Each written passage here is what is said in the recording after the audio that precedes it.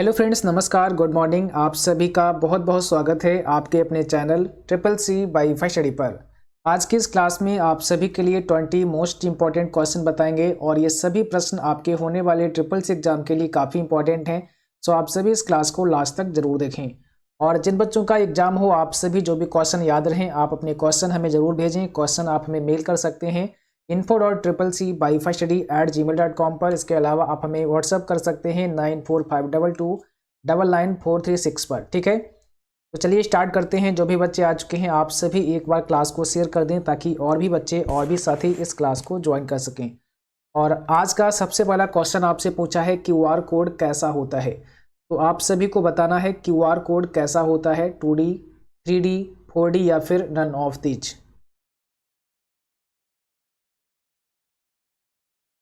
यहाँ पर आपका सही जवाब हो जाएगा ऑप्शन पहला। ध्यान रखना है, QR कोड कैसा होता है, 2D होता है। और अगर आपसे पूछें QR कोड का फुल फॉर्म क्या होता है, तो QR का फुल फॉर्म होता है क्विक रिस्पांस कोड। ठीक है, क्विक रिस्पांस इसका फुल फॉर्म होता है।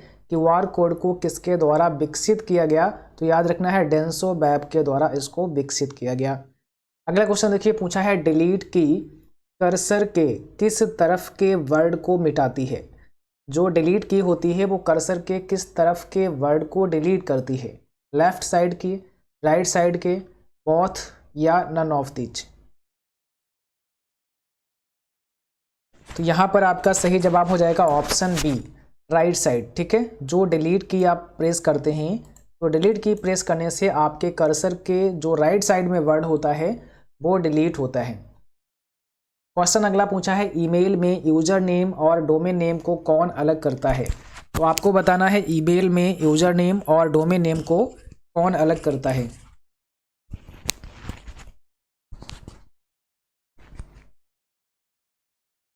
यहाँ पर हो जाएगा सी ऑप्शन आपका। ठीक है, जो आपका @ का सिंबल होता है यही आपके ईमेल में यूजर नेम और डोमेन नेम को अलग करता है। इस सिंबल से पहले का जो पार्ट होता है वो आपका यूजर नेम होता है और इसके बाद का जो पार्ट होता है वो आपका डोमेन नेम होता है। क्या दो लोगों का IP एड्रेस सेम हो सकता है? क्या दो लोगों का IP एड्रेस सेम हो सकता है? तो यहाँ पर बताइए ट्रू है कि फॉल्स। तो ये हो जाएगा फॉल्स, यहाँ पर ऑप्शन बी आपका करेक्ट है। और अगला क्वेश्चन देखिए, पूछा गया है किसी सेल को कंट्रोल- के द्वारा डिलीट कर सकते हैं। अगर आप किसी सेल को डिलीट करना चाहते हैं तो कंट्रोल- से उसे डिलीट कर सकते हैं। यहाँ पर सही जवाब होगा, बिल्कुल ट्रू होगा ये क्वेश्चन। ठीक है, कंट्रोल- से आप डिलीट कर सकते हैं और कंट्रोल+ से आप इंसर्ट कर सकते हैं। मैसेंजर का जनक कौन है? इंस्टाग्राम, फेसबुक, व्हाट्सएप या फिर none of these.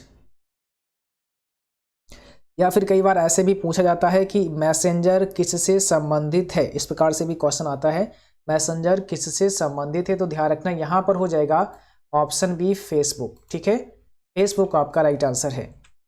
Word file का एक्सटेंशन क्या है? आपको बताना है वर्ड फाइल का एक्सटेंशन। और ये क्वेश्चन भी कल के एग्जाम में पूछे गए क्वेश्चन थे, क्योंकि बहुत सारे क्वेश्चन थे जो लेट आए थे तो उनको हमने कल की क्लास में डिस्कस नहीं कर पाया था। ठीक है, तो यहाँ पर क्वेश्चन 7 का सही जवाब हो जाएगा ऑप्शन सी, .doc। ये है वर्ड फाइल का एक्सटेंशन नेम। अगला क्वेश्चन देखिए, पूछा गया है AEPS से लेन देन में किसकी आवश्यकता नहीं पड़ती है। ठीक है,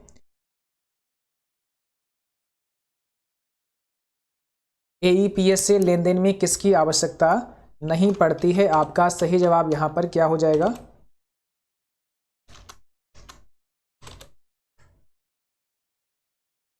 यहाँ पर राइट आंसर होगा ऑप्शन पहला, अकाउंट नंबर की आवश्यकता नहीं पड़ती है। ठीक है, AEPS का मतलब है आधार इनेबल्ड पेमेंट सिस्टम। इससे अगर आप लेन देन करते हैं तो आपको केवल आधार नंबर की आवश्यकता होती है और उसके बाद आपका फिंगरप्रिंट होता है। ठीक है, तो यहाँ पर अकाउंट नंबर की आवश्यकता नहीं होती है। अगला क्वेश्चन है, कोबॉल का full form common business oriented language होता है।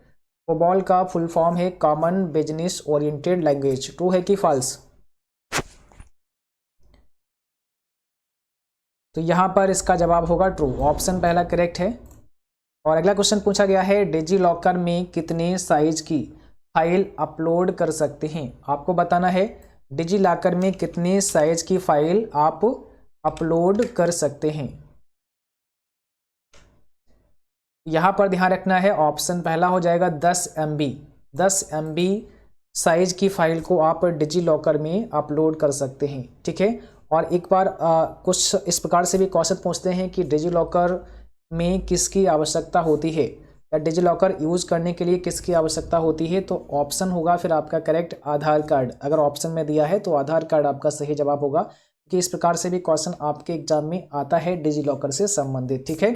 और यहाँ पर अगर पूछें कि आप क्या डिजी लॉकर में अपनी कोई फाइल अपलोड कर सकते हैं, तो आपका आंसर होगा हाँ, अपनी भी कोई फाइल अपलोड कर सकते हैं। उसका साइज कितना हो सकता है, उसका साइज मैक्सिमम 10 MB का हो सकता है। RTGS और NEFT दोनों एक ही कार्य करते हैं, यानी कि RTGS और NEFT दोनों का कार्य एक ही है, दोनों का कार्य समान है, तो ट्रू है कि फॉल्स। RTGS का मतलब है रियल टाइम ग्रॉस सेटलमेंट और NEFT का मतलब है नेशनल इलेक्ट्रॉनिक्स फंड ट्रांसफ़र, ठीक है। तो इसका दोनों का काम एक ही है, तो बिल्कुल सही हो जाएगा, ये क्वेश्चन भी आपका ट्रू होगा। और अगला क्वेश्चन आपको बताना है लैन देशों और महाद्वीपों तक होता है। लैन यानी कि लोकल एरिया नेटवर्क देशों और महाद्वीपों तक होता है, तो ये बिल्कुल ये हो जाएगा फॉल्स, ऑप्शन भी यहाँ पे करेक्ट है, ठीक है। लोकल एरिया नेटवर्क देशों और महाद्वीपों तक नहीं होता है, तो इसका मतलब ये फॉल्स है। क्वेश्चन अगला पूछा गया है फर्स्ट सर्च इंजन निम्न में से कौन सा है। पहला सर्च इंजन आपको बताना है, पहला सर्च इंजन कौन सा है, तो याद रखना है आर्ची हो जाएगा यहाँ पर, ऑप्शन आपका बी। और अगला क्वेश्चन पूछा गया है ईमेल में कितने साइज की फाइल अपलोड कर सकते हैं, मैक्सिमम कितने साइज की फाइल आप ईमेल में अपलोड कर सकते हैं। यहाँ पर सही जवाब है 25 MB की फाइल आप ईमेल में अपलोड कर सकते हैं। अगला क्वेश्चन देखिए पूछा गया है SMTP का पोर्ट नंबर क्या है। SMTP का पोर्ट नंबर क्या है।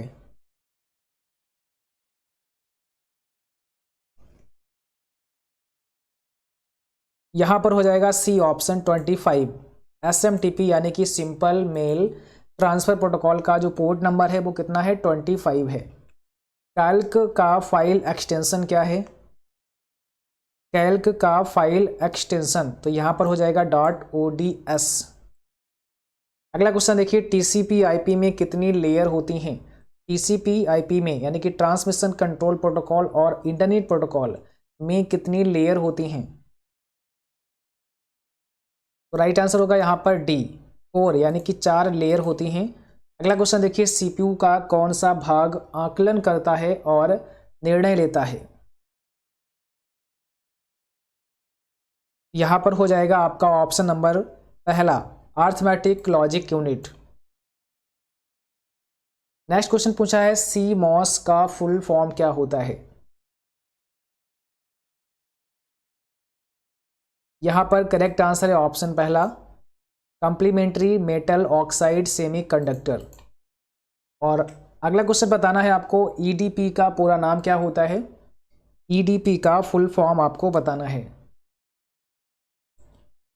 यहाँ पर हो जाएगा इलेक्ट्रॉनिक डाटा प्रोसेसिंग, ऑप्शन होगा बी इलेक्ट्रॉनिक डाटा प्रोसेसिंग। और आज की क्लास बस यहीं तक थी। जिनका भी आज एग्ज़ाम है या फिर कल होने वाला है, आप सभी को best of luck, all the best. उम्मीद करता हूँ कि आप सब बहुत अच्छा करेंगे। और जो भी आपको एग्जाम में क्वेश्चन याद रहें, आप अपने क्वेश्चन हमें ज़रूर भेजें। क्वेश्चन आप हमें मेल कर सकते हैं या फिर व्हाट्सएप पर भेज सकते हैं। Thanks for watching, thank you.